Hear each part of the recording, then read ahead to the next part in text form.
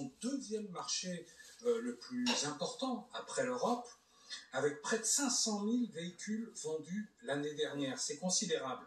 Donc les conséquences industrielles et financières vont être importantes. Ce qui est extraordinaire, et Jérôme le disait, c'est que le ministre de l'Industrie et du Commerce russe a indiqué que Renault, je cite, prévoyait de vendre ses actifs russes pour 1 rouble symbolique, ce qui est évidemment complètement extravagant. Alors de son côté, Renault, par la voix de son directeur général, Luca Di Meo, précise qu'il prévoit quand même de revenir en Russie lorsque la situation le permettra, peut-être dans les 6 prochaines années.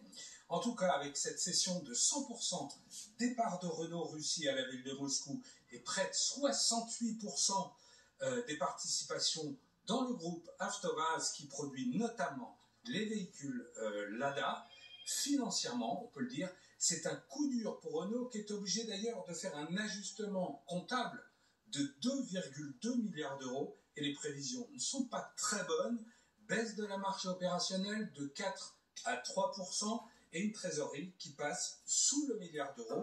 Au final, finalement on peut le dire, Renault avale une couleuvre monstrueuse qui pèsera à long terme avant un retour peut-être à meilleure fortune en Russie. Voilà, ce que j'en sais en fait l'ajustement comptable, c'est une perte, bel et bien une perte.